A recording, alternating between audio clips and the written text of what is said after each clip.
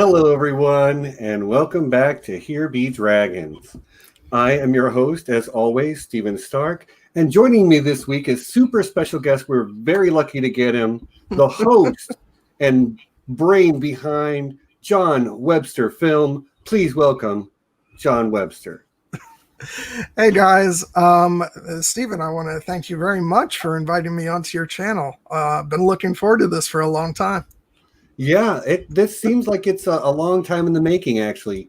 I will say hi to everyone in the chat here in just a second, but I did want to say, like, I've been doing I Know That Nerd for a long time. The first thing I ever did was an I Know That Nerd. It's one of my favorite things to do on the channel in general. I love having my co-host with me, but like this sort of one-on-one with someone is one of my favorite things to do. And the only reason that John Webster has never been on I Know That Nerd is because we've never actually met in real life face to face. Which is so weird and unjust and unfair, because we would have already met if not for this whole, horrible nightmare that we're living in, known as COVID.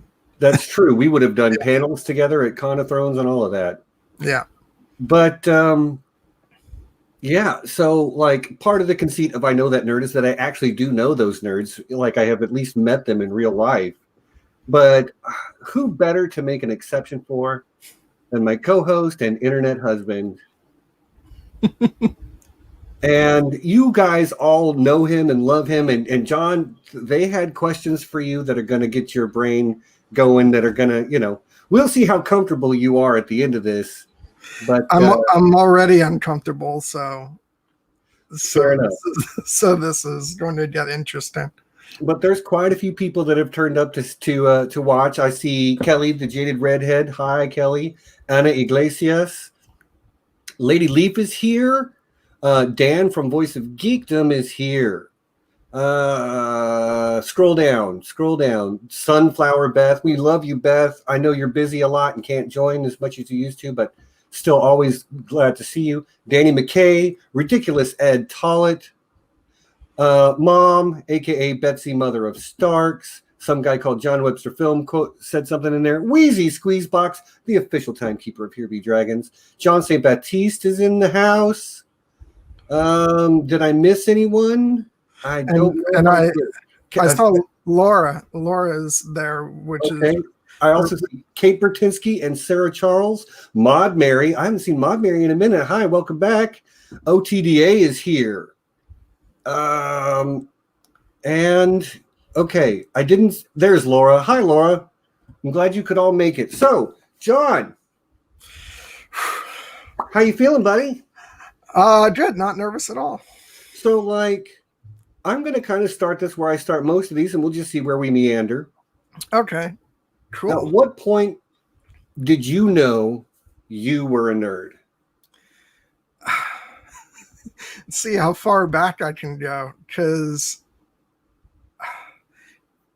I mean, surprisingly, I wasn't super into Star Wars that early. I know that's most people's sort of entry point into being a nerd, and I feel like I always knew what Star Wars was, but I didn't really get into it heavy until the special editions came out around 97. So before that, I'd say probably one of my earliest memories of really nerdy things was probably Mighty Morphin Power Rangers.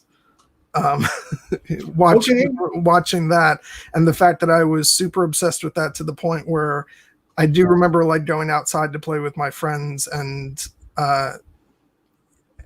actually playing Power Rangers, and would pick different parts for each other. And I was so into the Green Ranger as a character, and that character went through a phase where his powers were weakened. So I'd even go through the motions of saying, guys, I have to, go back and recharge my powers. And I'd dip out for a minute and then come back in and play some more. So that's probably when I realized, yeah, I'm pretty nerdy. Right. So follow-on question, because I actually already know the answer to this, but I'm just going to let you talk to the fine folks out there. First On-screen crush.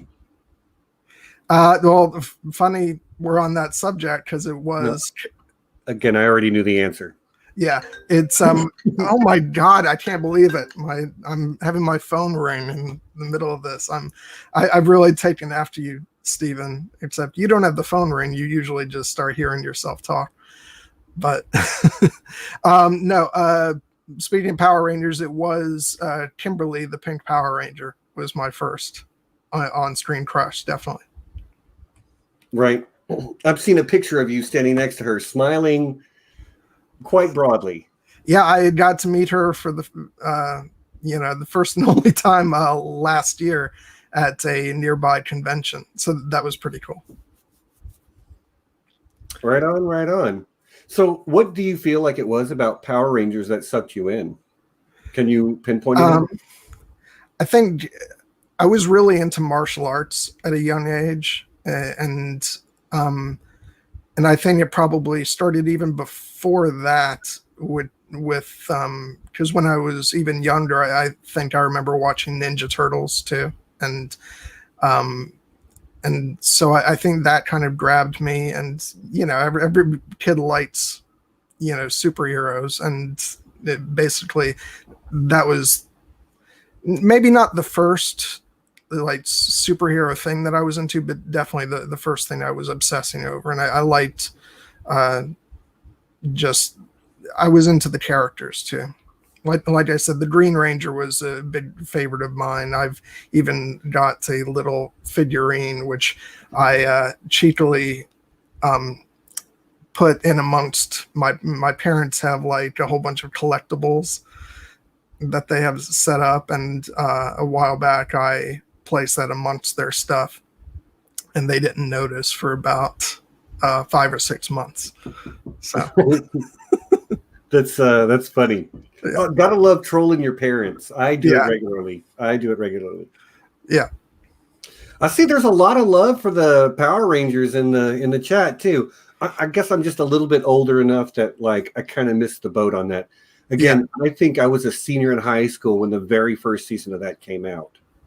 And I think that was about 92, if I'm not mistaken, 92 or 93. So I would have been about 8 or 9 years old. Right? Yeah, that sounds about right. I think I was 18. You were about 8. Yeah. These gray hairs ain't for nothing, y'all. Okay, but at some point, like your love also broadened beyond Power Rangers. Like you're a well-known Tolkien fanatic. Yeah, that came into play. Well, it came strongly into play once I got into high school, but it took root like earlier on, because I do have memories as a kid of seeing the 1977 animated Hobbit on TV, and I didn't remember anything about it other than the fact that Gollum scared the crap out of me, because in that version he's like this really creepy little frog looking dude. He's even creepier than he is in the films. So I think Andy Serkis makes Gollum kind of lovable in a way, not so much in the cartoon. But anyway, so that took plant earlier on, and then when I got into high school was when I read The Hobbit in my English class, and around my junior and senior year, that's when I really started to get into Tolkien, and it was right around the time the films were starting to come out, and that was pretty much the most transformative sort of geeky experience of my life. Right. Because I got, some might say, dangerously obsessed with Tolkien, and it's been sort of my thing ever since. Well, I mean, there are a lot worse things to become obsessed with, but to me, that's part of what makes a nerd, is that ability and desire to study something to the nth degree, to just, no, I need to know everything there is to know about this. Yeah. There's lots of millions and millions and millions of people out there that love the Lord of the Rings movies, but they're not Lord of the Rings nerds. Yeah. You have memorized the like behind the scenes stuff, like all those extra DVDs that come in the giant set where they show you how they make the armor and how they did the CGI. I'm sure you could almost verbatim quote that stuff. Am I wrong? You're not wrong. And as a matter of fact, because I wanted to make sure I had some stuff to show you guys that I'm a geek at the ready, which I have my original extended cut DVDs here to show you guys, which these are some of my most prized possessions, and the bonus features on there. Yeah, they're so great that by the time Return of the King won the Oscars in 2003, I had come to feel like all the people on those documentaries were practically family.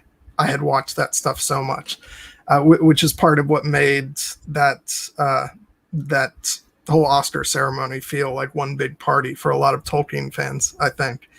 And yeah, I've watched them as maybe not as much as the films, but I've watched them quite a bit. Fair. I mean, I've seen them all, but like, there's no way I've watched them as much as I watched the film. Yeah. But like, again, that's not my nerddom, but that was your first like big nerd thing. Was there anything else that sort of like grabbed you in the same way ever? Or would you still say that Lord of the Rings / Tolkien's Legendarium is your top stuff? It's my top stuff, but in the years before that, it was definitely Star Wars, without a doubt. I remember seeing the commercials for the special editions coming out, and because I wasn't, I think every kid's aware of Star Wars. Like you've got like when you're younger, you have Star Wars toys. It's just like a thing, even if you're not a huge Star Wars fan. And so I had like toys stuffed away in drawers and stuff like that, but I wasn't like super familiar with the stories. So when I started seeing the commercials, I was like, ooh, they're coming out with new I'm sorry, you're just talking about Star Wars. I'm right there with you, buddy. But when the commercials were coming out for the special editions, I was like, oh, they're making new Star Wars movies. And my parents were like, no, I think they're the same ones, but I might as well not have even known. And then I did something that I will never forgive myself for, which was that at first, the first wind I got of the Star Wars films coming back out in the theaters, I dug through like old VHS tapes and found recorded copies and watched them instead of waiting to see them on the big screen for the first time. And I forever robbed myself of that experience because I can never go back now. You can't, forget the Star Wars films. As a fan, they're embedded into my mind. So I wish I had given myself that opportunity to see them fresh on the big screen.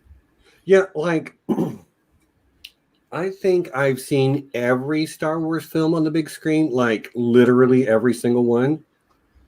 I don't remember seeing Star Wars on the big screen. I was too young at the time that I don't remember it. But I do remember seeing The Empire Strikes Back in the theater when it was new in 1980. I would have been 5 years old that summer. And I just remember I'm pretty sure my Aunt Terry took us to go see it. And I remember saying something like, I like the part where he got his hand chopped off. But like in the years since, it has grown in my mind as well to like, I still consider it my favorite movie of all time. Maybe not the best movie ever made. Okay, fine. But like Empire Strikes Back is still my favorite movie ever. I rewatched it a few months ago and I'm like, yep, still my favorite. Yeah, I have a memory of seeing a commercial for Return of the Jedi on HBO.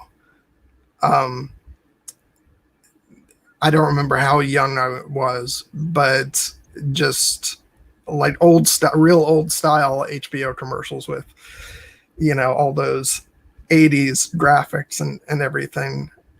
So that's probably that might be my oldest Star Wars memory, actually. And kind of fitting, because even though I might not say that now, but for a good many years, Return of the Jedi was my favorite of the original trilogy, which is probably, I know for some fans it's a bit of blasphemy, but it's the fact that probably because I was younger, so I responded to the sort of lighthearted nature of the Ewoks. And also, I loved the story of, Luke and Darth Vader and that emotional climax with their duel when John Williams, like choral music kicks in and all that stuff. And, well, this actually is going to let me segue just a little bit into something else you're known for, which is your love of cinematic score. So I am one of those that's like, Star Wars, the writing is okay. The visual effects are great. Or the writing is okay. The acting is good. The visual effects are great. And the music is incredible. Yes.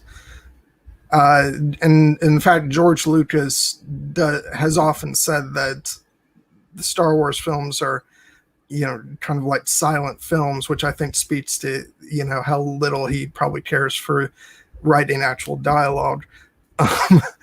But the fact that to him, it's the visuals and the music that really drive those films. And even though, given my passion for Lord of the Rings, I don't know that I can say for certain that John Williams' Star Wars scores are my favorite of all time, but they are undeniably some of the absolute greatest. Mm-hmm. They're absolutely stunning. And that goes, I include definitely the prequel scores in with that, especially since I was growing up at the time really when those films were coming out, and I think they're a bit more appreciated than they were back at the time. Because at the time I remember people saying, well, they're not as good as the original scores, but I feel like now you look back and you've got pieces of music like Duel of the Fates and like Across the Stars, which is the love theme for Padme and Anakin, and it's just some great pieces of music. So Scott W says, I didn't see Solo in the theater. Solo was one of my favorite film going experiences because it happened during Con of Thrones weekend. Same here. And I went with about 10 or 12 other con attendees, including like Aziz and Ashea were there. Val from Because Geek was there. Did Tony Teflon go? I can't remember everyone. There were a lot of other people who were just con attendees, but like a whole bunch of us went and saw Solo in the theater. So I always am going to have a soft spot in my heart. And yes, goes to show me that we should have known each other then, because I went too, except I went by myself. Still had a blast of a time. I loved it. Yeah. So I'm going to hit you with the first uncomfortable question. Okay. Let's go. Howard Shore or John Williams? This pains me. I know. Like, pains me. I'm going to say John Williams only because I feel like Howard Shore's Middle Earth music, for me personally, I'm not saying this is an objective opinion, but for me, it soars above Williams' work because it's like an opera, basically. And my love of classical music, matches my love of film music. That said, I don't think that Howard Shore necessarily always hits it out of the park. His usual scoring style is not necessarily what he does for the Middle Earth films. So, which is fine because he usually does what's asked of him for those films. But there's so many John Williams scores that rank so high for me. I mean, it's not just Star Wars. It's, you've got Jurassic Park, you've got Superman, Jaws. Like, my mind's drawn away, but I know there's like a million scores for films that he's done that are ridiculously incredible. And even when it's like for films where the score is not like this big crucial piece. If it's something like even some of Spielberg's lower key films like Catch Me If You Can, the music is brilliant in that. The way it kind of drives the story forward. And Aaron, come on, I think I've laid out my my reasoning pretty well. If you ask me for my favorite film score of all time, it's going to be the Lord of the Rings trilogy. I mean, that's just, there's no doubt about that. But I'm just looking at bodies of work overall. Oh, Anna, this is a grueling question because I consider the Lord of the Rings, we'll call it, I was just about to say trilogy, but to my mind, it's not even a trilogy. It's one long film, but I will answer that question regardless. I'm going to say Fellowship of the Ring just because it holds the most nostalgia for me. And I'll never forget that experience of sitting down in the theater and watching that because I had so much anticipation built up for that. And the fact that I wasn't even thinking about the possibility of the film disappointing me just means that it would have been all the more crushing if it hadn't been so great. And the fact that I walked out of that movie on cloud 9 just speaks to how great it was. Well, I agree. As someone who grew up as a D&D nerd and like being adjacent to fantasy, I've said it before, I learned what an orc was from Dungeons and Dragons, not from Tolkien. And I knew about what an orc was for a long, long time before I realized even where it came from. But those films changed the game for me as well. Yeah.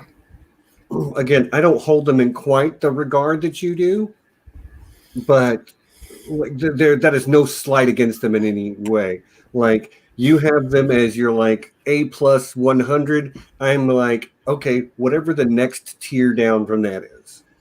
Yeah, like they're fantastic, and I love them, and I've seen them many times. And make no mistake, like I consider myself a, sort of cinephile, and a lot of people might call me a film snob. But like, make no mistake that I consider Lord of the Rings, the trilogy, to be the pinnacle of filmmaking, as far as I'm concerned. I love them that much. So yeah, and Aaron asked me what my favorite of the film scores is, so I can redeem myself a bit.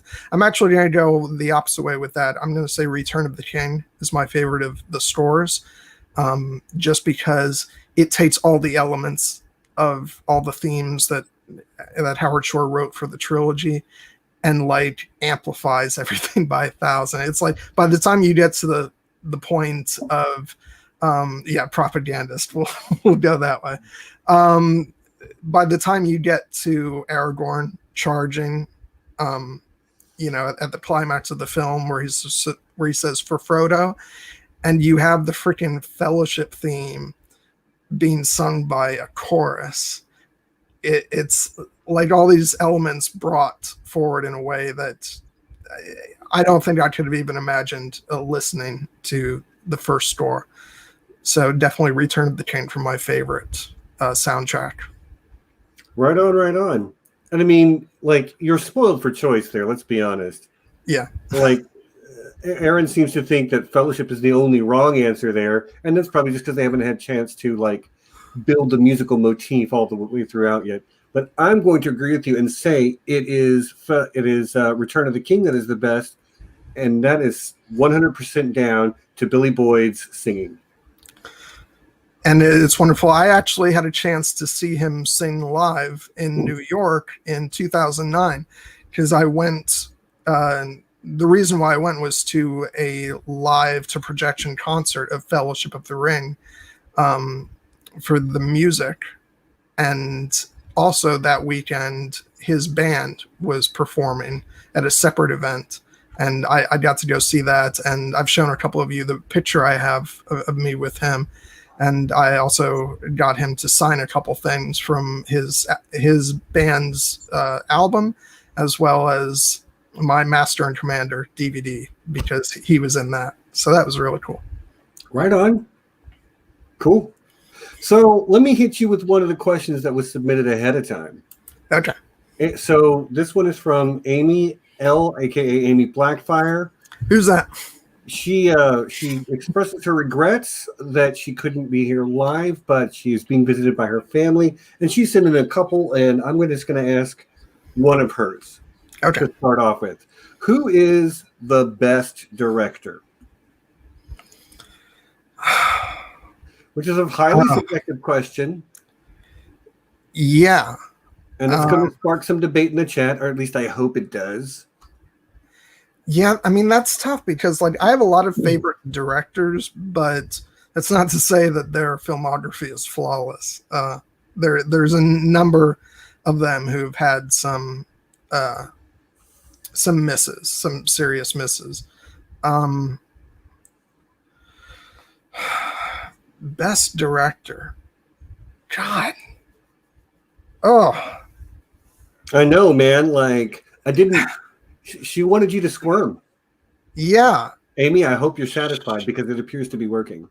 Yeah. It'd be easy enough to... There's a couple names I could list off if I was trying to be objective, but I'm also trying to factor in, like, my personal preferences as well. I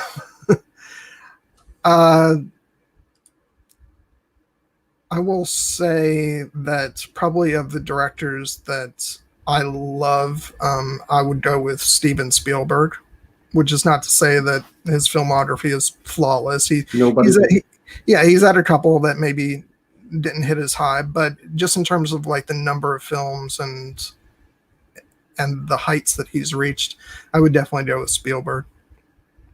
I can appreciate that. You know, best is a very subjective type of question, best director. Like, I love Kubrick. John St. Baptiste is agreeing with me. Like, I love Kubrick and what he does.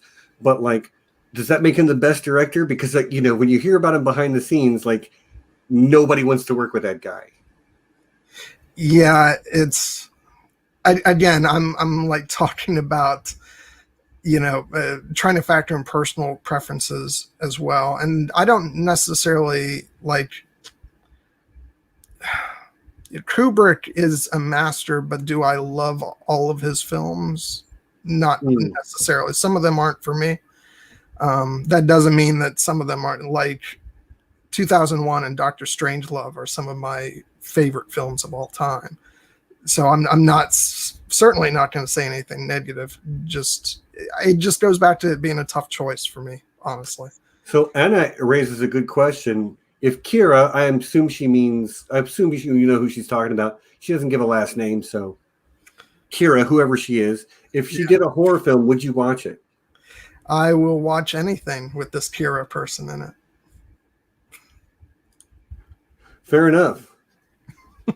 I'm seeing some love for some other folks out there. Scorsese, Ridley Scott, Wes Craven. I mean, Anna, you can...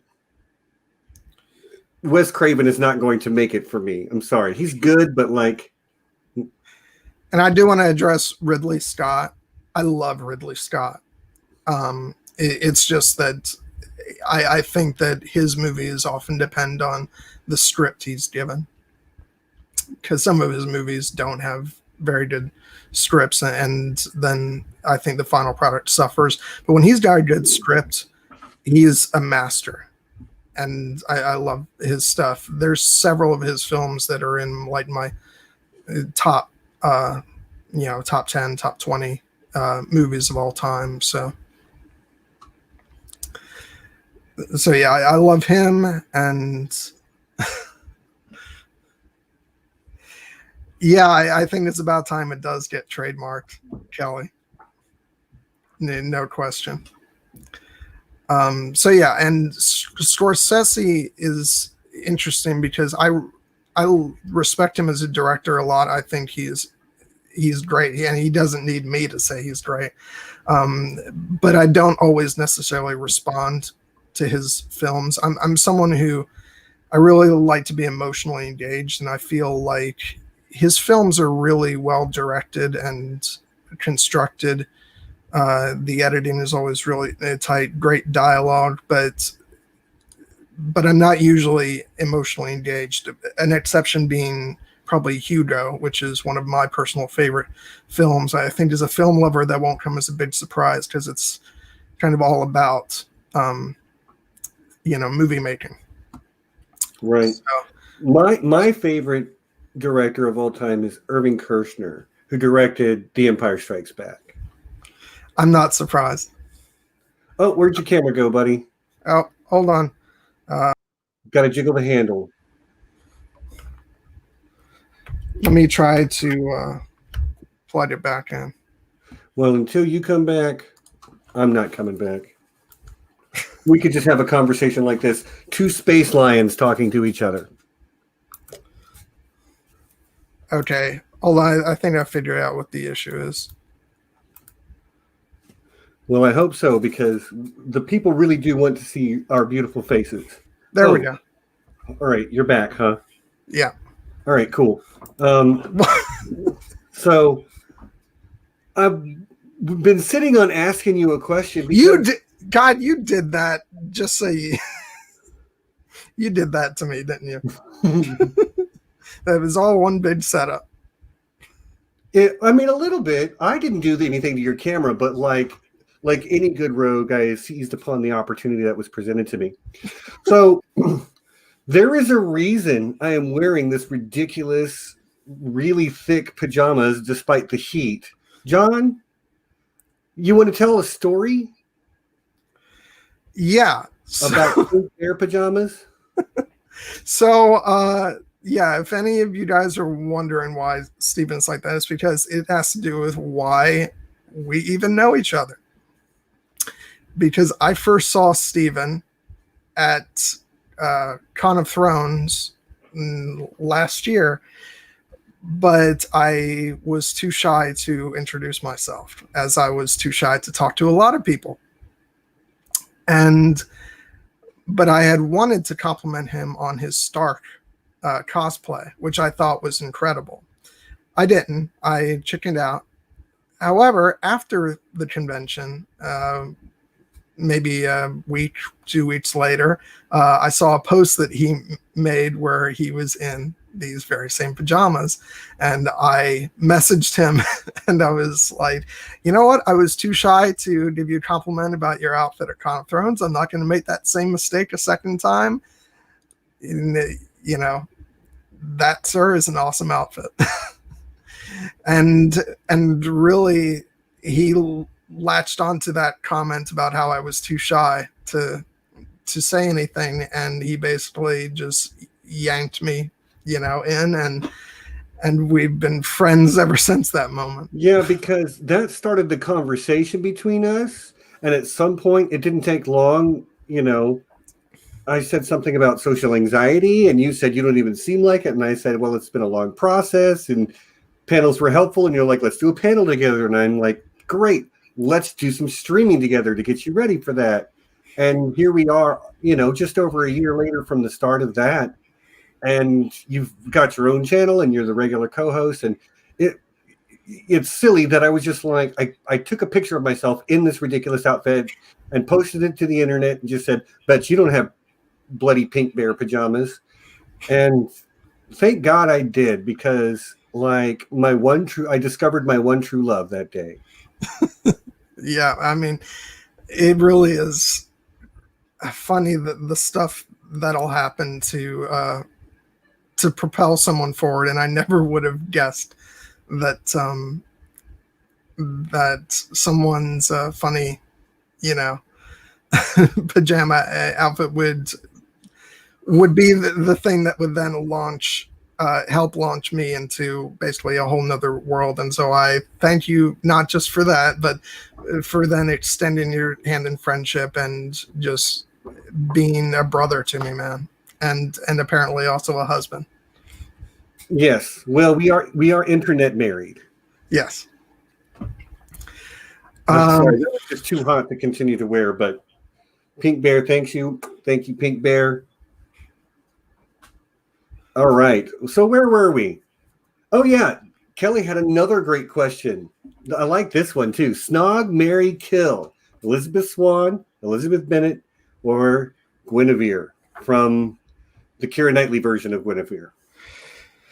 Okay, so I should say that this is going to be difficult for me because Elizabeth Swann is right here next to me. So, you Oh, know, hold on, hold on. Oops, wrong solo camera. and this is thanks to Kelly, who Yep, this is a gave this gift to me from. as a gift. So now I actually have Kira present with me for all the streams I do. So so you all can blame her for that. Yeah, this is a cruel question, Kelly. Really, really cruel. Uh, okay, so let's see. Where is the? I'll find it again. Yeah, just so I can see my choice because this is gonna break my heart, regardless. Where was it? Here it is.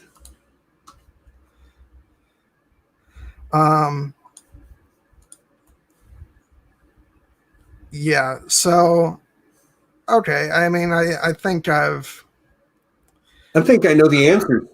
I think I can do this. Okay. I think I know your answers. All right. I'm gonna say Snog Elizabeth Swann, marry Elizabeth Bennet, and kill Guinevere because she might kill me first. Yeah, okay, so I had the two Elizabeths in the wrong spot. Okay. And the only reason I say Snog instead of marry Elizabeth Swann is because, you know, she's a pirate king, so she's got stuff to do. She doesn't want to be tied down. And I respect Good point. Good point. Yeah, your love of Keira Knightley is well documented both on this channel and on your own channel, which is going to lead me to my next question. Okay. It's another one from Amy, and yes, there are other people that send in questions, but like she sent in a couple that are great. And she asks, you can only pick one Keira movie to watch for the rest of your life. What is it? Amy, what did I do to you?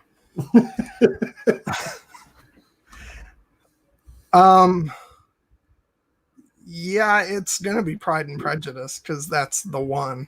And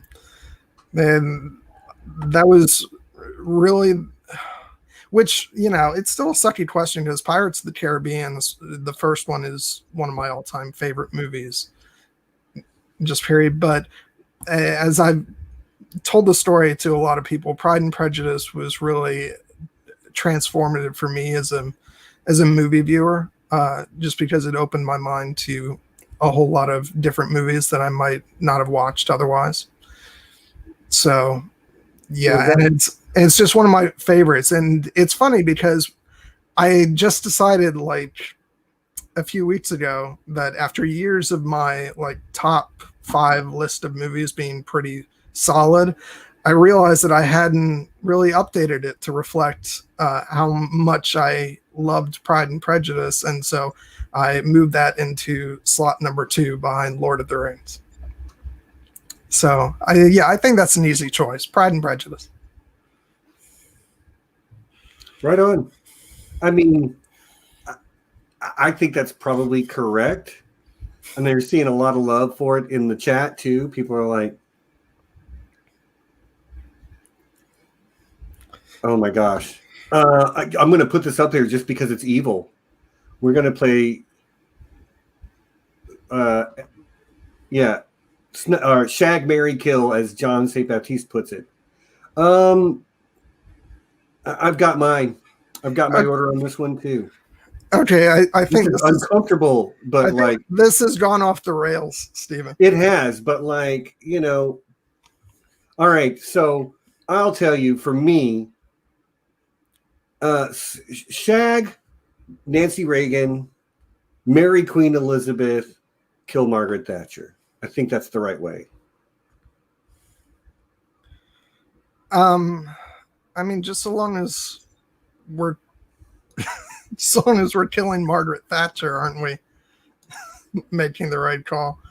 Yeah, Okay, so anyway, we'll try to steer around this iceberg. You're clearly like, I don't want to answer that question.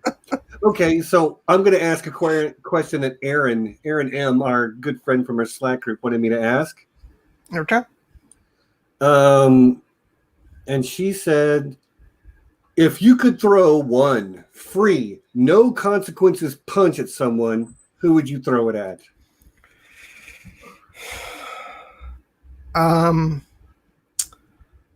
Yeah, that's actually an easy one for me. I won't name him, but my high school bully. Okay.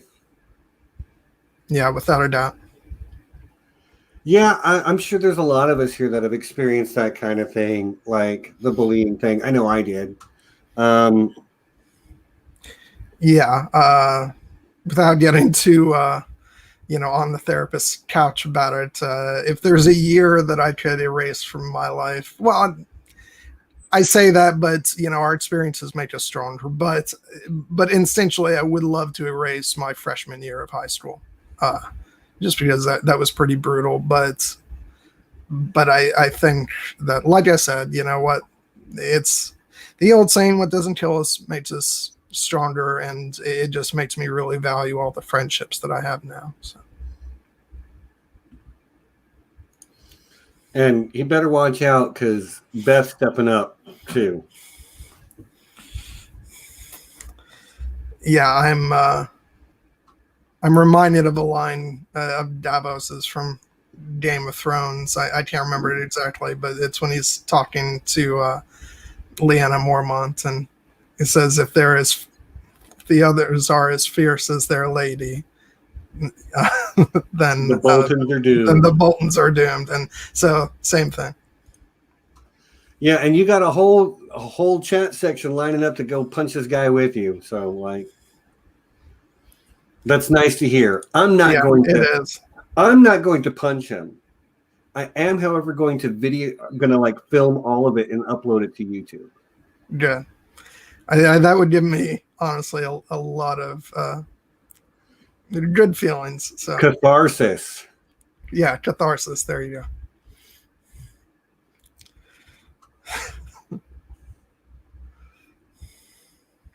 Okay. People are, we're all like growing too violent, and I am a pacifist. So we're going to move this. Not in this case. Don't be pacifist here, Stephen. That's why I'm just filming and uploading it to YouTube. I'm not partaking in the violence. I'm just a bystander. He deserves it. Yeah, and this makes me very happy. I like the way you put that, JP. I like the way you put that. I will just say, you guys are making my heart swell. Right. So thank you. All right. So I have a question here that was posted by Nira Kitely. And she asks, if you met your most beloved, like, crushed on person ever, but she couldn't stand the fact that you drank orange juice, what would you do? I would give up orange juice. You heard it here, folks. The man would that's love right there. That's love. Kira, call me. I'll have your people call my people. I'll get you with his people. We'll make this happen. He's willing to give up OJ for you. That's like, we can't overstate how incredible that is. Yeah, if that is if that is the thing standing in the way, then yeah, it's not even. So what would replace orange? What would replace orange juice? Whatever she wants. Okay. Wow. Okay. Way to stand your ground and like be the man you really are, John. Yeah. John's like, the man I really am is in love with Keira Knightley. Shut up. Okay, and chat, you guys have had some great questions, but they've been flying by throughout the conversation. if we miss something, I apologize. One of the best ways to make sure that I see it is to tag me at Here Be Dragons in your post so that I can see it. Otherwise, a lot of them just get past me without seeing them. And I've been trying to scroll back and grab ones that I liked, but that is correct, Dan. That is a very good answer. So yeah, if you got questions for John, feel free to shoot them at me. So John. Yes. At some point though, you decided to fully embrace that nerdy side, right? Yeah. It's funny. It was a bit of a transformation over time, because there were a number of years where I was into really nerdy stuff, but you try and keep it sort of, not outwardly show it necessarily on the DL. Yeah. And I remember, especially when I went to, I wonder if this is going to sound horrible, but I'll say it anyway. It was that weekend when I went to New York in 2009, and I think it was the day after the Fellowship of the Ring concert, and there was like this, smaller get together where people were gonna, hear Howard Shore talk for a few minutes, and the people who came were very much sort of full on comfortable with their nerdiness, and at the time, I felt a little uncomfortable, as though. At the time, I wondered if it was because maybe they were just. At the time, I thought maybe they're a bit too geeky for me, but then over time, I've come to realize that I was kind of uncomfortable with the fact that they were also comfortable in their own environment, and I felt kind of reserved and unwilling to fully let go and be comfortable. And that's sort of been a thing that I think I've struggled with at a lot of public functions. To just fully embrace it? Yeah. And honestly, it got better over time, where I started to realize, you know what, I don't want to be a normal guy. I'm not. I'm into a lot of stuff that, that people will say, yeah, you're a nerd, you're a geek, and all that stuff. But over time, I realized that was nothing to be ashamed of. That was something to embrace. Because who wants to be quote unquote normal? Right. And really, it's been, as I said, it's been a journey. But I think part of the problem was I was still on my own making this sort of, self-discovery, but it really got kicked into high gear, honestly, over the past year. When you start to become part of that community? Yeah. And I haven't been afraid to sort of let some of my ridiculousness show, where I'm not afraid to be like as nerdy as I can possibly be, as open as I can possibly be. Like, I mean, the Keira Knightley thing is so silly and over the top, and I never would have felt comfortable, going on and on about my love of those movies, and and showing a freaking Elizabeth Swann action figure on a live stream. I wouldn't even be on any live streams. So it's really been the experience over the past year of getting some. Maybe this sounds like I'm just praising everybody else, but really getting to know you guys and feeling accepted. It's really done wonders for me, being able to let my geek flag fly, basically. Right. I'm right there with you. And there's a lot of people that, we got 25 people here right now watching live. There's a lot of people in our Slack group. There's a lot of people that show up to your stream. So you kind of built your own standing in this community really only within the last year.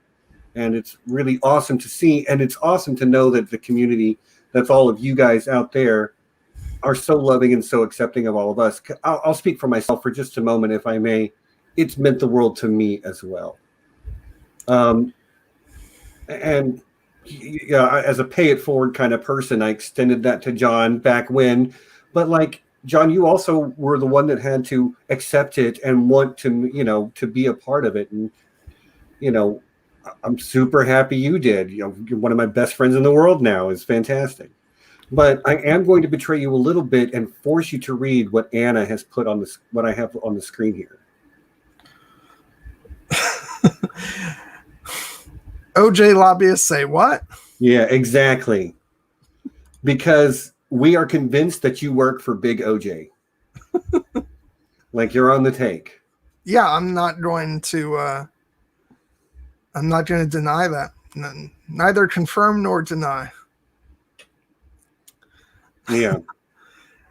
Okay, so who do I think is more corrupt? Saruman or Feanor? Yeah. That's interesting. Yeah, I mean, I would say Saruman, because I think he's given himself, over to Sauron, whereas Feanor, he does some awful things, like really awful things, but it's born out of selfishness, which is as bad a personality trait as that is. I think it's something that we can identify with. But knowingly giving yourself over to, the supreme dark power, that's another level of corruption. So, Yeah. So I'll go with Saruman. I mean, you would know better than I would, being the more Tolkien of the two of us.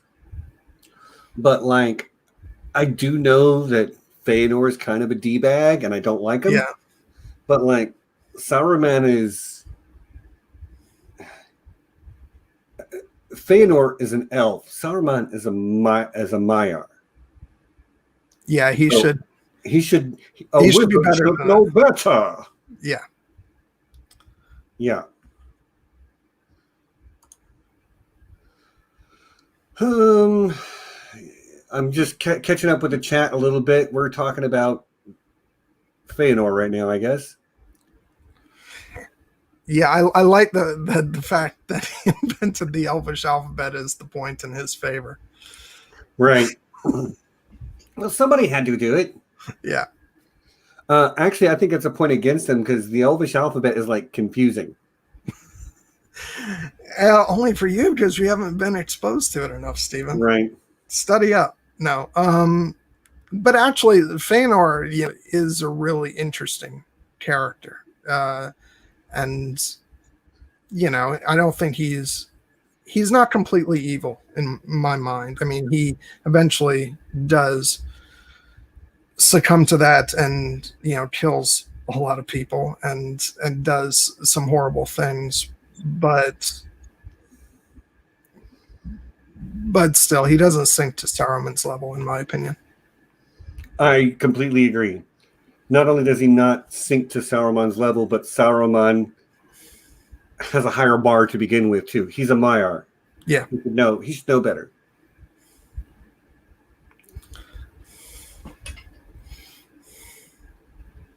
Well, we're coming up on the midway point here soon. Chat, throw me a good quick question, and then we'll hit the mid-roll, and we'll go from there. Also, at the mid-roll, we will be playing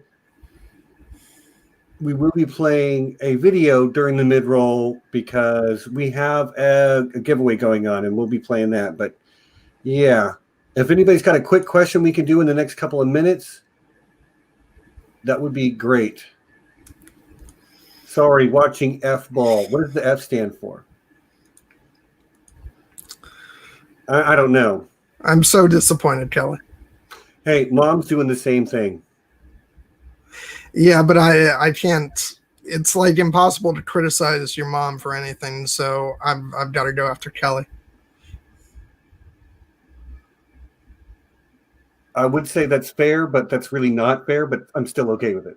Fair or not.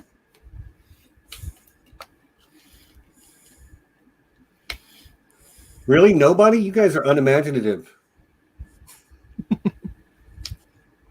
They I think the problem is that they know don't too have much questions about that me can be already. answered in 2 minutes. Yeah. So, can you answer this question?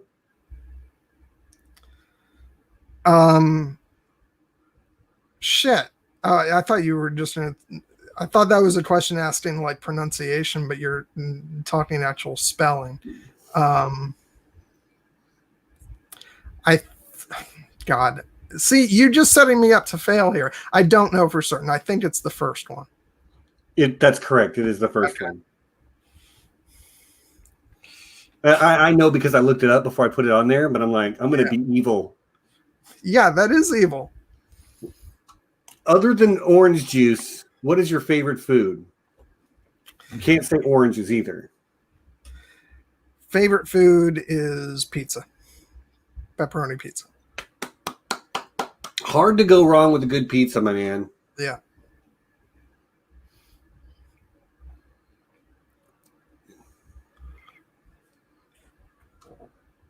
I see. Has anyone really been far, even as decided to use even go what to do look more like? There are English words in that statement, my man. Thank you, JP, for that. Like, that's my favorite question I've ever gotten on here. That's deep. It is really deep. Like, I would say Tuesday because one of the legs is both the same. I did see a soundtrack question. I can probably answer that. Where is there a soundtrack question? Oh, there it is. Favorite soundtrack for a TV series. Let's see. So I want to think about the full spectrum of TV shows that I love, because it's really easy to name a more recent series, because TV shows, the production value of shows at every level has gotten better as time has gone on. I am probably going to go ahead and say Michael Giacchino for Lost. Okay. My pick. Giacchino is I mean, he's kind of newer on the scene than some of these powerhouse conductors, but I'm convinced by that man. I think he's fantastic.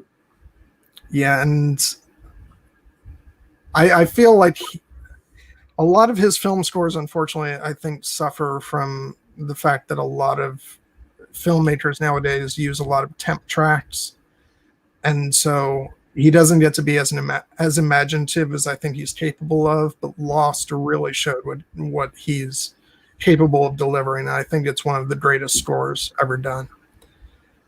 Okay. So Stephens wants to know why the Guardians of the Galaxy movies are the best Marvel movies. I don't think they are. Okay, well, we'll have a conversation about why that's incorrect. We'll get Stephens on to tell you a new one. And are we talking about all Marvel movies or the MCU? Because that's a legitimate question. Okay, y'all. I see some other good questions here, but and maybe I'm going to miss them as we repost. But we have reached it's 6 o'clock local for me, so we've reached the midpoint, and we're going to do the mid roll. And I'm going to start with shout outs for our lovely patrons. You guys make all the difference in the world. Like, we're going to be getting new artwork. I'm talking to someone who happens to be in the chat right now about making some original music for an intro video coming up. So like, we want to thank you all for making that happen. So thank you to our High Council patrons, Lord John Bronsteen the Wise, Sir Maura Lee of Starfall, and JP, aka Sixto Sounds, the Axe Grinder. And to our lords and ladies, Ridiculous Ed Tollett, the Alpha Patron. Thank you, buddy. You know we love you all. Really glad you guys are continuing to support us. And again, I hope you will see some of the fruits of that coming in the very near future. But that having been said, I'm going to play this video and pay attention because there's some good information in here. And then we'll finish up with what's to come, and we'll get back to the conversation. You're really good, mate. Hello, everyone, and welcome back to Here Be Dragons. We've got a great surprise for you today.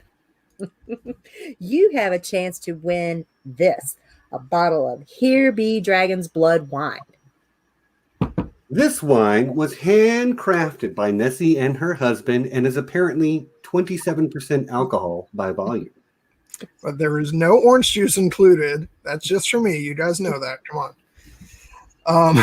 One lucky person will win the wine and the dragon bottle stopper with it. Unfortunately, this contest is only open to residents of the United States for legal and sundry reasons. Yeah, but fear not, we'll be having a contest for our international viewers very soon. Now, the process to enter is fairly simple. Simply make an original piece of art in whatever medium you prefer. However, that art must reflect Here Be Dragons in some way. Make a song, make a dance, make a drawing, make a pair of pants. Yeah, so long as it's relevant to Here Be Dragons in some way. Right. Then you got to put that art on the Twitter with the hashtag HBDSwag. Also, please tag us at our official channel at Here Be Dragons YT. Yeah, but if you're not on Twitter, you can still enter. Yeah, you got to email that submission to we3dragons@gmail.com, as you see below. But be aware that any emailed submissions will be posted on Twitter on our official account. Right. We will be accepting entries until the 11th of October.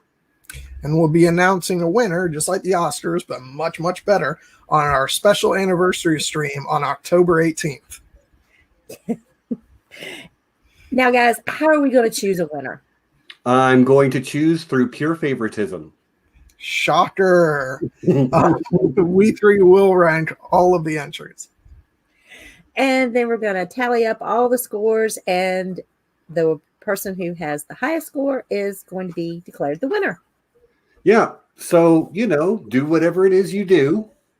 And share your talent with the whole world, or at least our wonderful community.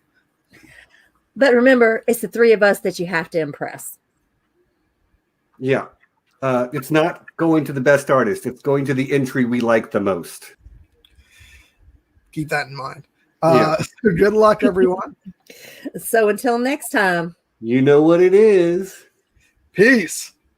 And be excellent to each other. All right. Bye, y'all. Bye. Okay, there you go. How fun was that? It really just made me watch myself. So. Yeah, I did not particularly enjoy watching that either. I don't like watching myself back, but it is what it is. I wanted to make sure everybody that's here gets to see it, and we're probably going to play that every week in the mid-roll until we're done taking entries. But you guys got at this point about 4 weeks to get your entries in, and yeah, win free booze. So, John, what do you got coming up on your channel in the near future?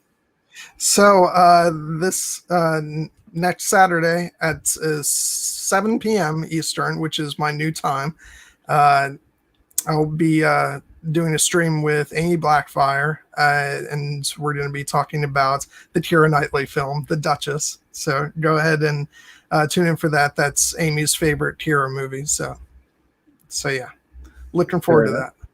Anything on the books after that? Yeah. Coming up after that, am I supposed to be mentioning something in particular, Stephen? Oh, that's right. Amy will be back, but also... Yeah, you're going to have Amy 2 weeks in a row. That's important information. Yeah, but also somebody else. God, who is it? I can't remember. I'm not sure who it is. Oh, that's right. It's going to be Stephen Stark joining us to talk about the Chinese martial arts film Hero. So it is a gorgeous classic of cinema. And I don't feel like that's hyperbole. I think like people have this idea of Hong Kong wushu films and it's bad wire work and what have you. That movie's actually incredible. Yeah. So if you haven't seen it, do yourself a favor and go watch it. And I will be joining John and Amy to talk about that movie on the 26th. I believe. Let me look. Yes, the 26th. Right on, right on. Yeah. And do you want to look any further ahead than that, or are we going to? No, that'll be it. Because I still have, after that. I got you. And plus, I have to work on some scheduling to make sure I can get everybody into place. Because there is a big panel discussion that I have planned coming up, but I just have to make sure everybody can make it. So. Right on, right on. Okay, so and then join us here next week on Here Be Dragons, same bad time, same bad channel, and we will be discussing season 2 of the Umbrella Academy. We just did season 1 last week. We all loved it, except for John. Yeah, season 2 was even worse than season 1. Yeah. Oh my god. So, but yeah, join us next week for season 2 of the Umbrella Academy discussion, and then. We're not sure what we're doing after that. Probably a retro review on the 27th. We haven't really made up our minds yet. If you've got a retro review you want us to do, you in general know where to find us. Our social medias are down below. Feel free to make suggestions or requests. No promises, but we'll do what we can. And is there anything else we need to cover in the mid-roll, John? No, I think that's it. And please, in case, like, I'm sure that most people know this, but if there's anybody watching this, yes, I am kidding.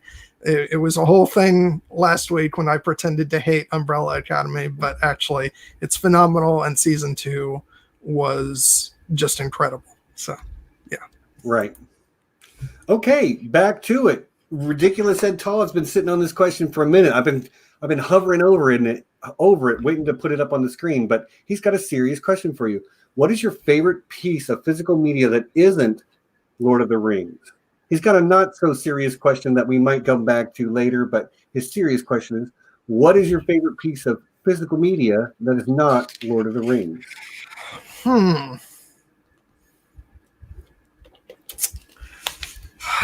I wonder if I might have some choice options here to pick from.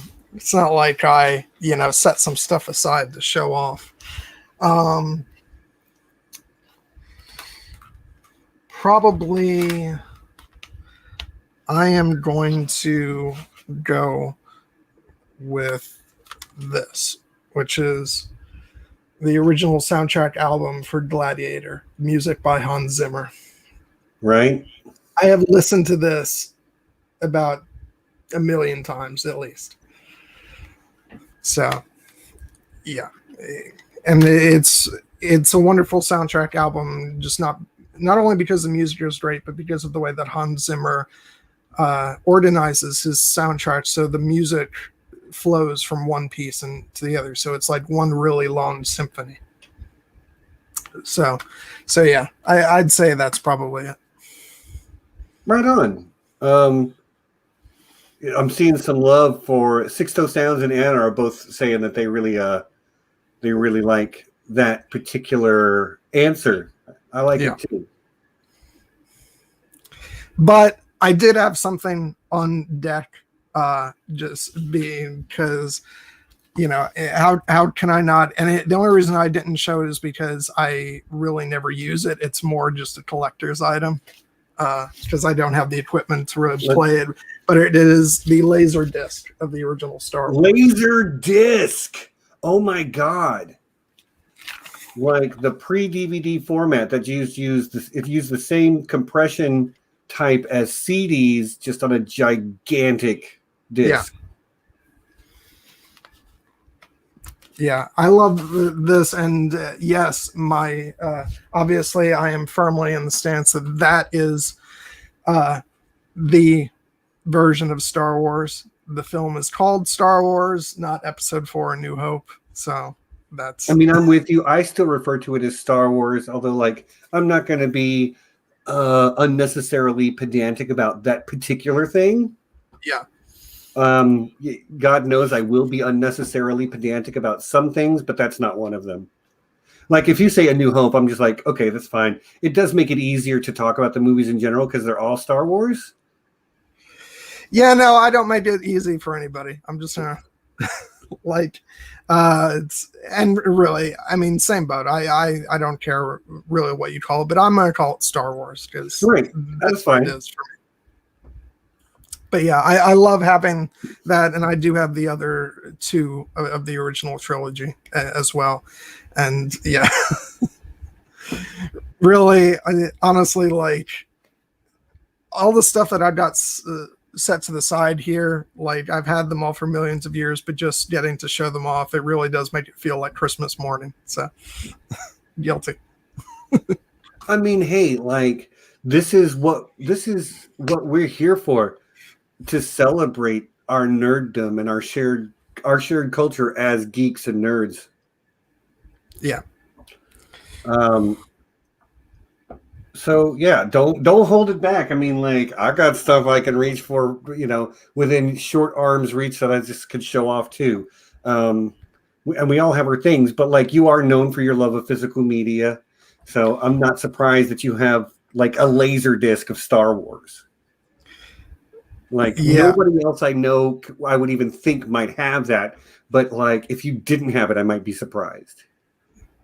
Yeah, it's like, and I think I did buy like an actual laser disc player that I had for a little bit, just so I could, when I bought them, so that I could play them and see what it was like. But, let's just say that in years since, there have been alternate ways to maybe watch the original movies, which I may or may not have taken advantage of. So it might have made it unnecessary to hold on to the Laserdisc player. Right. Well, that's one of those things like you have it not because you have it for reasons other than the reason it was intended. Yeah. And I get that. Like I've got stuff too. I've got video games that I don't own the system to play. But I still have I've got Nintendo games that, that I can't even play. Although I did recently, I say recently, it's been a couple of years now, but I got one of those mini NES systems. So I actually have the ability to play the Mario Brothers games. Because you want to talk about something that goes back to me being, geeky. As a kid, I loved playing Mario. Would you say that's your favorite video game, Mario? No. Oh, that's interesting. Because I definitely went through different phases. I'd say the video game that I played the most and like was the most obsessive over was probably Sonic the Hedgehog. Okay. On Sega. Sega Genesis. And then also I was really big into Mortal Kombat. Okay. And then later GoldenEye on Nintendo 64. Which GoldenEye, holy cow. I beat the crap out of some GoldenEye. And that's why GoldenEye is pretty much still my favorite Bond movie, just because I have so many memories bound up with playing that video game. And I have one specific memory of when my friend and I were playing it, one day, like during the summer vacation or something. And I think my mom came into the room and was like, dinner's ready. And I was like, hold on, Mom, I have to blow up these mines. And she's like, oh, heaven forbid you can't blow up some mines. And so it just went to show, like, a lot of people say, like, oh, these violent video games are going to warp kids' minds, but I'm like the least violent person you can imagine. So this definitely didn't apply to me. Right. Yeah, it's funny, like the perspective that it gives you after years. You look back and you're like, Thought it was important at the time. So Kelly's asking, I mean, I know she tagged me, but she's tagging me so I can see it. John, what was the first video game you ever beat? I'm trying to think if I've ever beaten anything without cheat codes. So I don't know if that applies. Yeah, with cheat codes. Minesweeper. Really? No, I don't think it would have been any computer games because I actually didn't get a computer until like 97, I think. But before that, I had played Mario, but you know what? Actually, that wouldn't qualify as a cheat code. That would just like in-game cheating where you could use certain levels to advance. So yeah, it would be Super Mario Brothers, probably. And if not that, surely Mortal Kombat, I would guess. Fair enough. I'm seeing, oh my gosh, Danny McKay, I don't believe you. He says, Contra. I don't believe you because I don't believe anyone has ever beaten Contra ever. I don't even know what that is. It's an incredibly very hard video game from back in the original Nintendo Entertainment System. And like that is the video game that taught me up, down, left, right, BA start. That is the game that taught me that. Anna asked, did you ever watch the Sonic movie? No. It did not look like it was going to appeal to me in any way, shape, or form. So yeah, I just held on to my wonderful memories of playing the video game. Dude, this is a good question. John St. Baptiste, he says, you're stuck on an island, one game, one movie, one record, one book. Wow. One game. Oh. Damn. I'm going to say. Oof, Jesus. What is what the hell? Mortal Kombat 2. Okay. One movie. I'm guessing we want to get super technical, and it has to be one actual movie, not just one thing that I consider one long movie. I'll go for Fellowship of the Ring, the extended cut. Okay. One record, by which I would just I guess that's means in any format, right? I mean, so it would definitely be a soundtrack.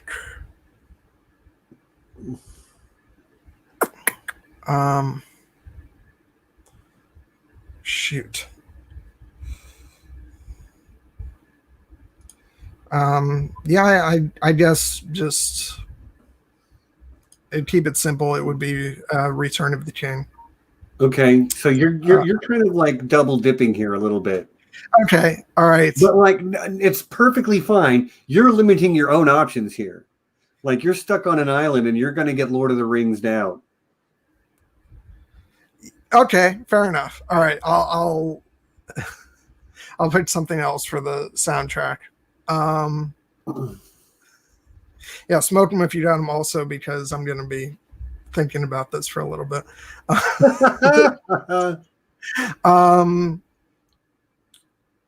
Okay, Titanic for the album. Okay. And what was the last? Let's see. It was a book, a movie, a soundtrack, and we'll find it. I'll find it again in a minute. One game. No, I named the game. It was the book is what's left. Okay. So not you take the Two Towers as a book. You take the Fellowship of the Ring as your film, and you get the soundtrack to Return of the King. No, I'll pick something else as my book. Although I really kind of screwed myself over by because I could have done.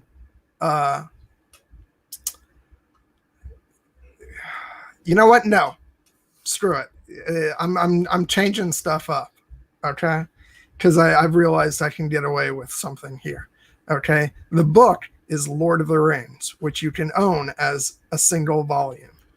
Okay, all right. Way to work your way around that one. Yeah. Okay, soundtrack. I'll do Titanic. The game I'll keep the same, Mortal Kombat 2, and the movie. We'll go ahead and do Pride and Prejudice. Hey, okay, now this I like. This is good. Yeah. A good distribution of different IPs. Yeah. Kelly asks for both of us the best concert you've ever been to. Without a doubt, it is the Fellowship of the Ring live concert that I went to in 2009. That's easy. Yeah, I'm not surprised you said that. For me, it was probably when Tool was touring Load. I mean, not Tool, Metallica was touring Load, or when Tool was touring 10,000, whatever it is. I can't remember the name of that. Now I have to Google it because I'm just never going to 10,000 Days. That's what it's called. But yeah, it was either Tool or Metallica for me. I'll go with Metallica. Anna Iglesias asks opinion, because she's got an accent over the O, about the Cameron Avatar movie. I really like it with some, with some criticisms. I try to go with my initial impression because what tends to happen is, after the movie initially comes out, you get honest opinions, and then you get people who start to, say, some people say some negative things, and then those negative opinions seem to grow as more people latch on to them. My initial sort of unfiltered opinion was that it suffered from maybe some writing issues, maybe some characters who were a bit too two-dimensional, but the filmmaking skill on display was incredible. I think it was a great story. I think the use of computer graphics and the fact that 3D was not as overdone at that point. It was, it wasn't completely new, but to that degree, it was kind of new, and it offered a fresh experience. I still have a fun time watching it. It's not necessarily one of my all-time favorites, but I did enjoy it.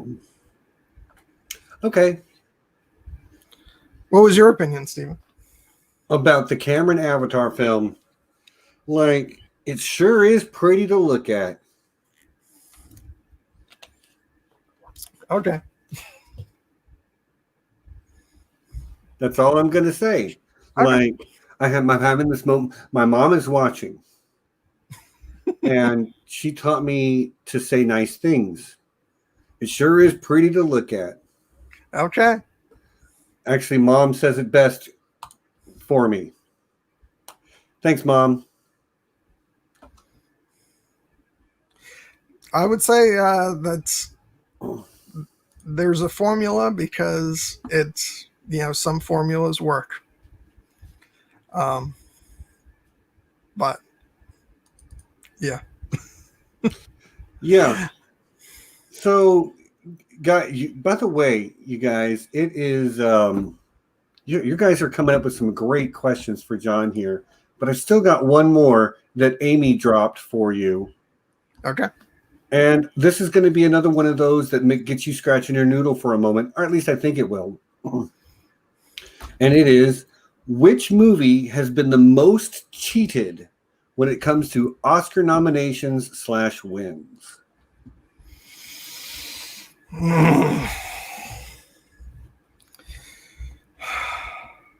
Yeah, there's going to be a lot of John sighs here. Yeah, I've already heard a few of them.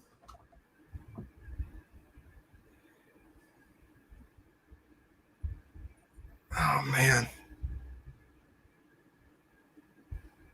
Because Also, chat, keep the questions coming. He's on, like, we've broken through the sweating, and now he's just like in the zone. We can get him to answer almost anything. yeah, but the problem is when I'm in the zone, I also tend to want to like really think hard about some of these, and and I don't want to spend too long thinking about one question.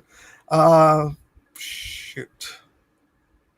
Because I don't want to. There's plenty of stuff that just didn't like win awards, but I'm trying to think of some stuff that really just didn't get any respect as far as nominations.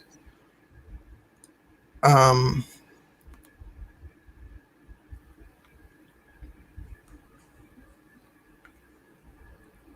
then I have to pick one. Shit. That's what that's what the question was. Yeah. You know what? Screw it. I'm going to make you happy, and I'm also going to answer honestly. Okay. Empire Strikes Back. Yes, I know. Yeah. You know what, John? I'm going to keep you around. Like, seriously, I mean, I know how that film didn't get, more awards attention because it was science fiction, and especially back then, if we think that the Academy isn't particularly kind to sci-fi these days, it was 1,000 times worse back in 1980. But Right. Empire is a masterpiece and should have gotten Best Picture, Best Director, and even acting nominations, in my opinion, because I actually think the acting in Empire it's the best in the saga, in my opinion. And yeah, it's so definitely Empire Strikes Back. Okay. You're getting lucky tonight, buddy. That's all I can say. As long as you can make it over to my place. I really like this question from JP, Sixto Sounds. So, what do you pay attention to most in a movie? Characters, plot, editing, etc. Now, if I might, I would assume on some level you notice editing more than most people. I'm also a person that pays close attention to that, and I know you are in fact an editor in your professional life as well. But I somehow feel like that's not the answer you're going to give to the what do you pay attention to the most? Yeah, I was going to say, I think that a lot of people probably think it's editing. And I've actually had people say to me that they think that the reason why I enjoy certain things, which will go unmentioned, is because I care a lot more about like visuals and music and the way that things are constructed. But actually, honestly, the thing that I pay attention to most, at least initially, is character, first and foremost, and not even plot. Like, I will go back to a movie to try and sort through elements of a story that maybe were a little foggy to me on initial viewing, but I'm most in tune with characters when I'm watching something. I'm right there with you. That's what's going to hook me too. It's great characters. I mean, the rest of it is all very, very important, I think, but like, it's always going to be the characters that sucks me in too. Yeah, but then I will love going back and like paying close attention to the editing and all that stuff, because that's once I already know once I'm already familiar with the story and the characters, then I can start to really pay attention to it from an artistic standpoint, and that's when I get to nerd out on things like the editing and what kind of visual effects were used and all that stuff. Right on. Right on. Which actually, I think really explains to me why I've been so complimentary of some things that other people maybe haven't liked. Like, something that comes to mind is the series finale of Lost, which to my mind has characters front and center. And a lot of people's criticisms of that finale was that, there were things that weren't answered as far as, mysteries and all that stuff. But I think it's the fact that I'm always so focused on what's going on with the characters. And that was definitely a finale that kind of let everything else kind of shoved everything else to the side and said, no, we want to, pay off the character arcs. Right. And so I think that's why I respond to stuff like that. Laura's got a great question here. She asks, why is La La Land the worst piece of crap film ever made? Oh, wait, that's a conversation I was having with her the other day. She asked, favorite performance by a child actor or actress in a television or film? You can answer the La La Land question, too, if you want. Well, for now, I'm going to ignore that horrible statement, and I'm going to focus on the question before me. My child actor, actress, I am going to go ahead and say Maisie Williams as Arya Stark. I think that's a solid answer. Yeah. I've seen Kelly says Kirsten Dunst interview with a vampire, which I think is also very, very good. Yeah. I'm not, he's older, maybe a little bit, but this guy, what's his name? Aidan Gallagher, who's playing number 5 in the Umbrella Academy, is blowing me away. Like, it's too soon for me to say he's my favorite, but like, he is blowing me away. I've told you, I watch interviews with him, and I don't believe that he's not a 50-year-old trapped in that body, because he does seem sort of wise beyond his years, which makes him perfect for that role. Right. He is pulling it off. As far as La La Land, sorry, hard disagree. I love that movie.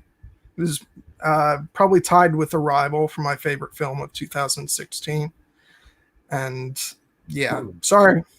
I love it, but I love, I am a super, super big musical fan.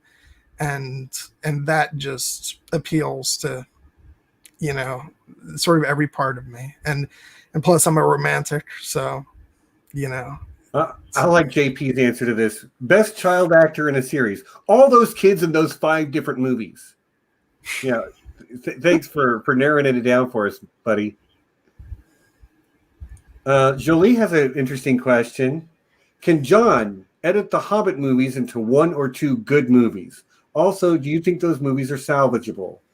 And yes, Jolie, we know it's not your first language, but your English is extremely good. No, I don't think that those films can be edited down in their present form into 2 coherent films or 1 coherent film, because I think that would require, at least the movies that I would want would be the films that were originally conceived as the films An Unexpected Journey and There and Back Again, which were originally planned, but those involved different, certain different footage and, and alternate scenarios that were planned out. I'm not a fan of saying, yeah, I can edit this other artist's work down into something better. The films are what they are, and I can be critical of them, and I am, but for myself, I'd prefer not to mess with them, although I would kill to see the films that were originally planned. Right. I understand what you're saying there too. Like, you would, about not wanting to take someone else's art and feel like, oh, I could do it better. It's just and I've actually heard some people say, well, that's what Peter Jackson did with Tolkien's book. And I'm like, well, not exactly. He didn't take the book and take scissors to them and like mutilate the pages. He made an adaptation. And so like I could try my hand at making my own version of The Hobbit. Okay, so you'd want to do it from the ground up then. Well, I don't think I could. I seriously doubt I could make, good enough films worthy of that, and I don't think I'd be given the rights anyway. So, fair enough. But I do have an interesting question for you. Is there a public domain IP that you would love to do a treatment of? Provided I was talented enough to pull something off. Because like I have lofty ambitions of being a director, but I don't want anybody to think that I think higher of myself than I actually do. But I'll tell you what, and this goes back to something that we didn't talk about as far as my nerdy interests. But it's something that I was obsessed with when I was younger, and I'd really love to take a hand at making, starting a good quality franchise out of, which is Highlander, which I was a huge fan of the original, the series. Not so much all the horrible movie sequels. I think that the story actually has a really cool concept with these beings that, are immortal and live through time, except they can die through, sword fighting duels and, and then their power passes from, one of them to the next. I think it's got a lot of really cool elements, some great characters, but unfortunately the people who hold the rights to it have never known what to do with it. And there's been a lot of bad movies out of that franchise. So yeah, I think I'd like to take a try at crafting something out of that. Right. Oh, that's good. As good as answer as any I've ever heard. Peadar, trying to learn to I said your name wrong for so long, my man. It's taken a little while for me to program my brain the proper way to say it. And again, being not Irish, I just get as close as I can. Peadar asks, John, have you ever seen Brain Dead, Peter Jackson's first film? It's no cinematic masterpiece. I have seen part of it on YouTube. I've yet to sit down and watch the whole thing. But I have to say, I am really interested in it just from...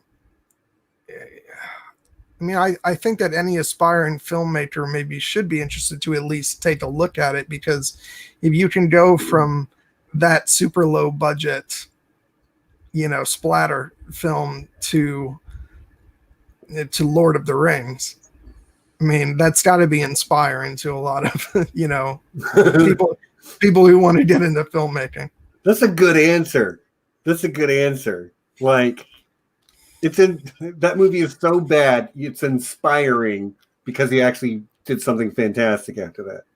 And I don't want to harp too much on, how bad it might be, because I know it has a lot of fans, and I haven't seen the whole thing, but it is what it is. But yeah, one of these days I'd like to see the whole thing. I just don't know if I could actually sit through it all, but we'll see. Right on. Well, y'all, we got about 20 minutes left before we get to the end of this. So if you've got good questions or bad ones, I don't care anymore. Like, look, we've already gone off the rails a couple of times and had to steer back on, but I think we've mostly stayed on track. So this end bit, don't ask him what his address is. We're not going to answer that. Let's be real. But go ahead and let your crazy questions fly. And John, I've been sitting on this one, and I ask most of my Here Be Dragons guests this series of questions, but I'm giving you a little extra time to answer them because you are a cinephile. So, we're going to make a movie about the life of John Webster. Who plays John Webster?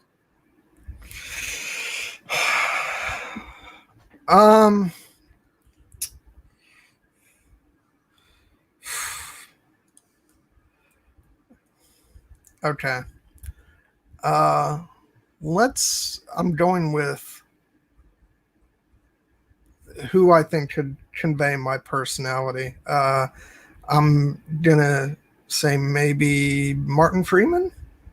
Oh, that's a good choice, actually. Yeah. I think it's a great choice. Cedric says John Stamos. He's got similar features. Danny McKay goes for Dolph Lundgren, which would just be the funniest thing ever. Well, these are more out of the box choices. But I think Martin Freeman is almost inspired. Yeah, our friends are being super nice to you. Now, see, because the thing is, I will have a bit part in this film, and I will be played by Jason Momoa. Yeah, I can see that. Yeah, right? Like the hair, the beard, we're practically twins. But I really like the idea of Martin Freeman. Okay, so who is going to go? Wait, you know what? Like Martin Freeman is like my honest choice, but I also have to admit, like, if we're just going for like, you know, an idealized version of me, I really do like Sean Bean for you could do a lot worse. Yeah. We can go with that too. Okay, and who's going to direct? Yeah, who is going to be the director of this masterpiece film?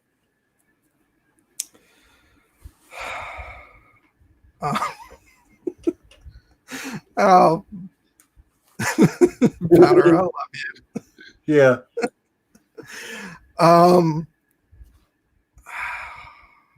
And I was thinking about this because I feel like I have different aspects of me, you know, as far as like what I would want style wise for a film made of my life. So it's kind of hard for me to. That's why I give you extra time. Yeah.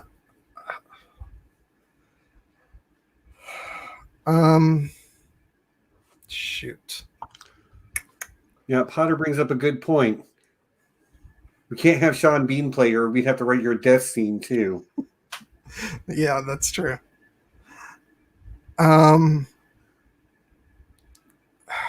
Yeah, because it's. Damn. You know what? This is ridiculous. I was thinking about this ahead of time, and I'm still struggling with it. Yeah. Maybe it's because distinctive style is going to put its fingerprint on the story of Mr. Webster film.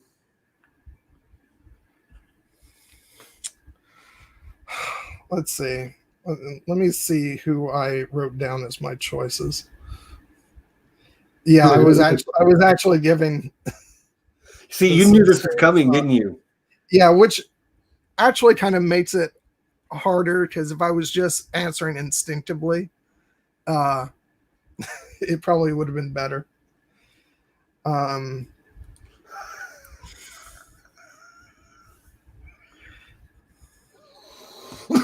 Dan, you got me with that one. Russ Meyer.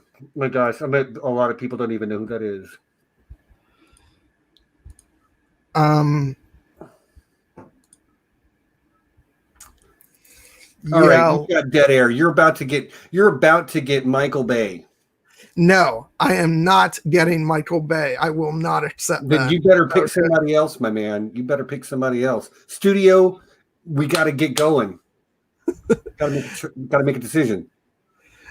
Okay, let's go ahead and You know what? I'm going to go for the answer that will make everybody roll their eyes at me and say, oh, a freaking course. I'm going to go with Joe Wright for his romanticism and the possibility of being cast opposite Keira Knightley. Okay, you know what? Hey, like, take your shots where you can. Yeah. Who would Keira Knightley play in the story of John Webster? Who would she play? Obviously my love interest. Or Yeah, I would be her love interest, actually.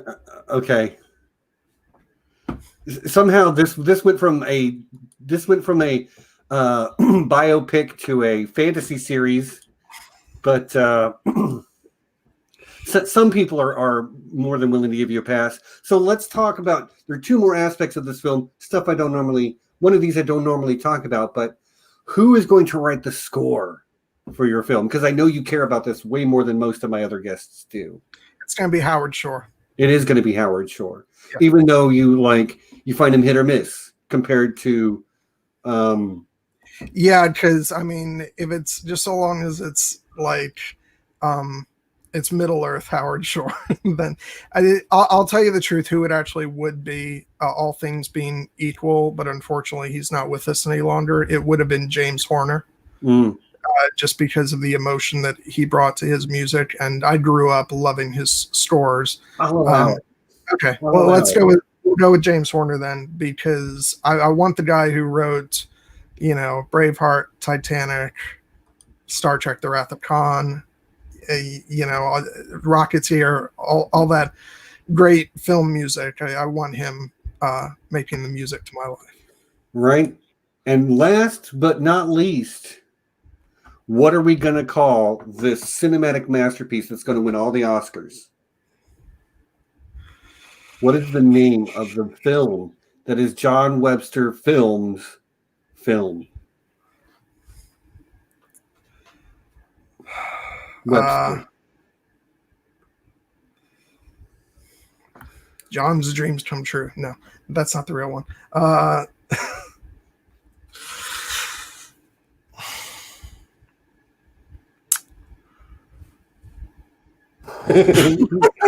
Anna, you know what? I love you, Anna. I love you. That's good stuff. I was trying to figure out something to do with orange juice, and Anna got there before me, and I think it's great. Yeah, if we can't come. Ooh, that's a good one. I don't know. I have to say the orange juice Lobbyist is just.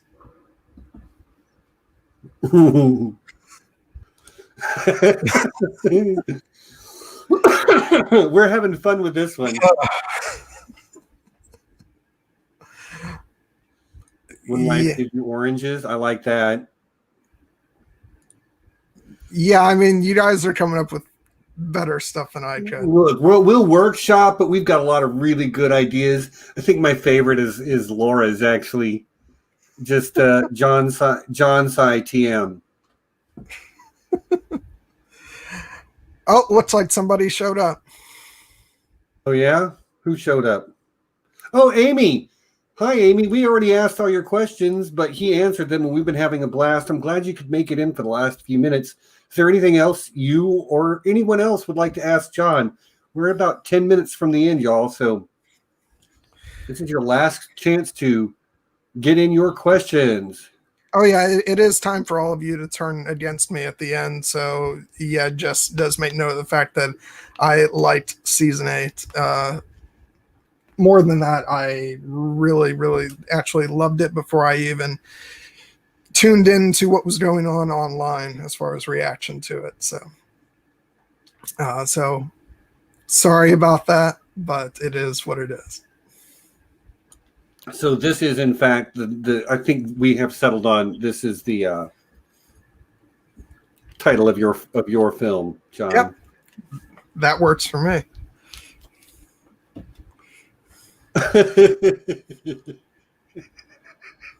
They know how to get you, man.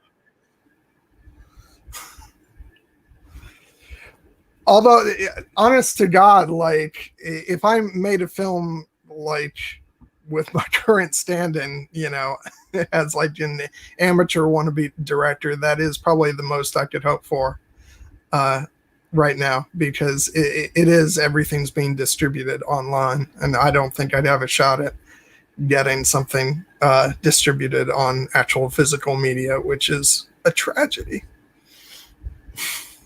Okay, got a couple good questions to close this out. And we'll take the time to answer any questions anybody actually has before we get to the end. But like, this is your last chance. Get them in. So what is your favorite film editing software?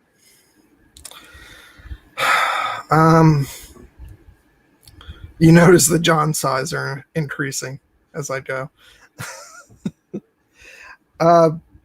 Probably my favorite, I'd say probably what I'm using right now, which is it's called DaVinci Resolve, which is, it's just like, your standard editing software like Adobe Premiere or Final Cut Pro, except it's free. So anybody who wants some really good editing software, look that up. Again, it's called DaVinci Resolve, because you'll pay for all those other ones, but this is some really kick-ass free software. So Okay. Just keep that in mind. But yeah, I like it a lot. It's it's convenient to use. Apparently, that's what Sixto Sounds uses as well. Cool. Cedric Gladiator Horde. I just subbed to your channel, by the way, Cedric. I just subbed. I know you've been doing some gameplay stuff. He asked, top 3 movies of all time should be, and I agree, easy question. Yeah, so, I mean, you guys are going to get Lord of the Rings as one film for this, because otherwise, I mean, you have to pick 2 others. Yeah. Also, Pride and Prejudice and Amadeus. If I had really thought about it, I bet I could have answered that for you. But I'm glad you did it yourself. Yeah. Peadar asks, would your autobiography have a hyper-intelligent chimpanzee?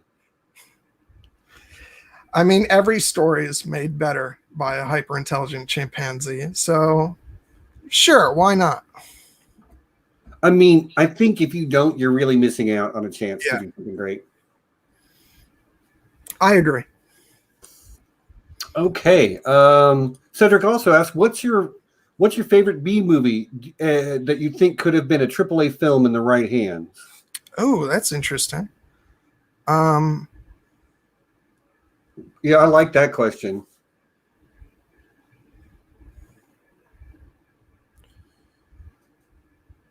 Oh. Let me think.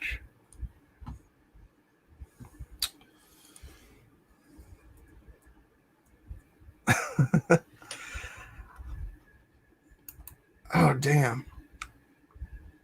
There are some choices, aren't there? I am actually going to go with something that will kind of expose me a bit in terms of one of my guilty pleasures. But I actually think had the potential to be like some really, really cool films. And I guess they still are, but they're undoubtedly B movies, which are in particular the first Underworld movie with Kate Beckinsale. I think that's a good answer, because I think that movie could have achieved something fantastic in the right hands. Yeah.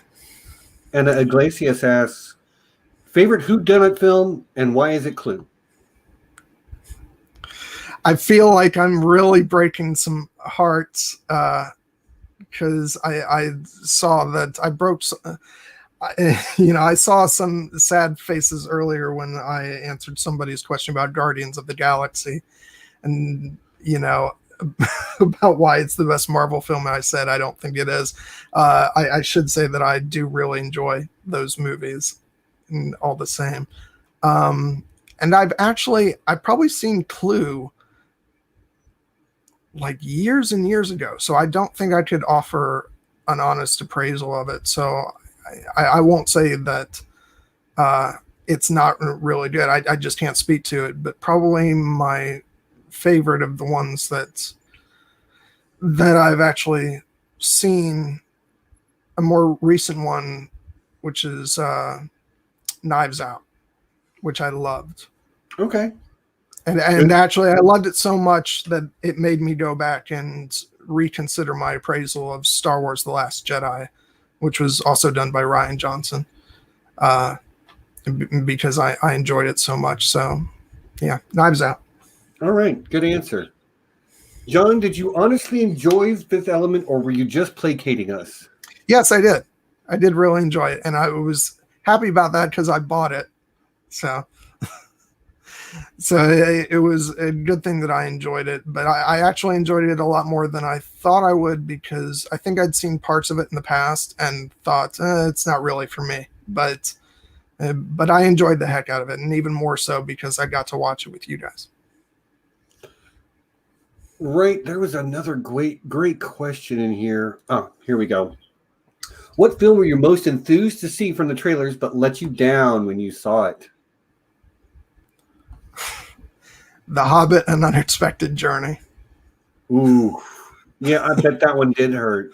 That stung when I was in the middle of that movie and I was like, this isn't good. That was a massive come down after the heights of Lord of the Rings for me. But I feel like I also want to give another answer that's not just because I've been answering with a lot of Tolkien responses. I would also say Prometheus is one of those, even though I got some enjoyment out of the movie, but the trailer made it look like it was going to be alien to a whole nother level, and it wasn't. It had a lot of problems. So that's another one I would say. And the trailer was just out of this world. Out of this world? I see what you did there. Yeah. Okay. We're going to... Okay, Anna, Iglesias, back for more. What film do you regret that you haven't watched on the big screen? Braveheart. It's actually number 4 on my. I was wondering whether to place Braveheart as my number 3 or to go with Amadeus, and I ended up going with Amadeus. But Braveheart is right there, and it's the one of like my all-time favorite films that I still have never seen on the big screen, and I regret that a lot. So. I mean, you can't see it all or do it all. Yeah. But I can understand why that would be a film that you would want to see on the big screen.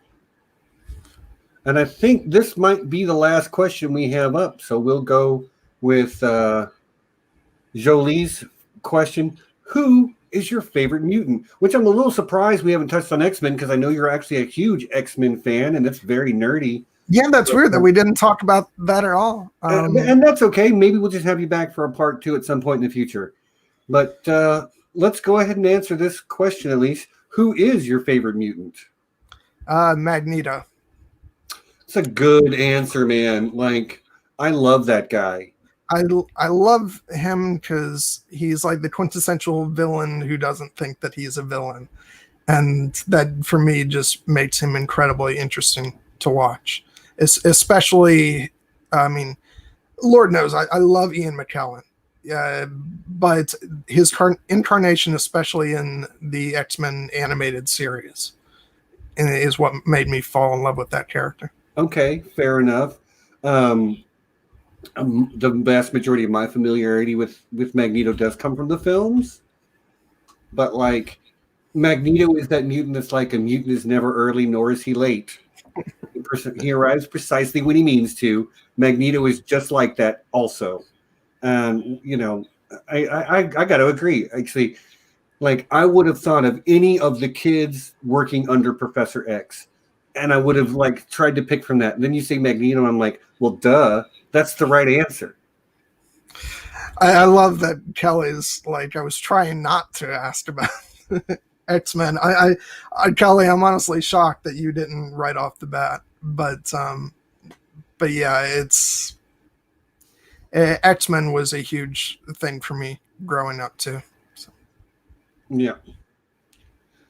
Okay. Well, I don't see any other questions in the chat. We got through all of the questions that I had pre-prepared. So, y'all, I think we made it to the end. Whew. It was a close one, but we did it. We got there together. I really appreciate everyone who came along on this journey with us. We couldn't have made it without you. And and just like, I know that there was a slight bit of nudging from me too, but I will say thank you for having me on for this, because it's, when you first asked me to like just tune in during the chats and stuff, like back then I had no conception of me doing any of my own stuff, but you have like sort of, you run through scenarios in your head. It'd be cool if, I was on there and Steven was interviewing me. But back then I was like, what do I have to be interviewed about? So it's really just neat for me to have gone on this journey, and now here we are. Well, John, I really thoroughly enjoyed this myself. Like, it's a little sillier than some of the previous I Know That Nerds have been, but what do you expect when a lot of us already know you well enough that we can ask that next layer of question? Because nobody's asking like, who's your big crush? That's already out there. They're going to ask the questions that troll you about that, which I'm all here for. And guys, seriously, like, to everybody who joined us here live and brought questions for John, this was fantastic. Thank you for making this a resounding success. Thank you so much, guys. I really appreciate it. And yeah, Peadar, we're not sure about either a DVD or Blu-ray, but VHS, there will definitely be a VHS release. Right. You can count on that. Right. Some form of physical media for sure. Thanks, Kate. Appreciate that. You might not know who we are, but we know who you are. So, John, what do you got coming up again? What's next on the channel? Okay, so next coming next Saturday at 7 p.m. Eastern, I will be streaming with Amy Blackfire and with Kiera about the film The Duchess. So make sure you tune in for that. And then the week after, we'll be doing Hero, which Steven will be joining us for. Right on. Looking forward to that. And next week, here on Here Be Dragons, 1 week from today, we will be talking about season 2 of the Umbrella Academy. Nessie will be back for that, as will my real life mom and also internet mom, who I call Mom, Betsy, mother of Starks. If you are regular here, you know who she is. She's always in the chat. But yeah, so hopefully we'll see you all back next week for some Umbrella Academy, because I really enjoy that show. And John, despite his protestations, got all the way through it. Yeah, it was painful, but I did it. And real talk, if you haven't seen the Umbrella Academy, I mean, go watch it. But like, even if you haven't, and you haven't watched our last week coverage of episode 1 or of season 1, just go check out the first few minutes and get through John's impressions of it. Trust me, you won't be sorry you did. It's the best thing that's ever happened on this channel ever. So, indulge me, take an extra 10 minutes out of your day and go check out the beginning of last week's stream, Umbrella Academy season 1. But yeah, that's it for me. John, the floor is yours. If there's anything else you want to say before we close this out. I will just say, if there's anybody watching this who hasn't subscribed to my channel, please do so. I'm getting close to 100 subscribers. Link in the description. Yeah. And yeah, just once again, thanks everybody for tuning in and watching. This was fantastic. Yeah. I will just echo all of his sentiments. If you haven't subscribed to John Webster Film, you're not doing it right. Cool. So you know what it is, everyone. Until next time, peace and be excellent to each other.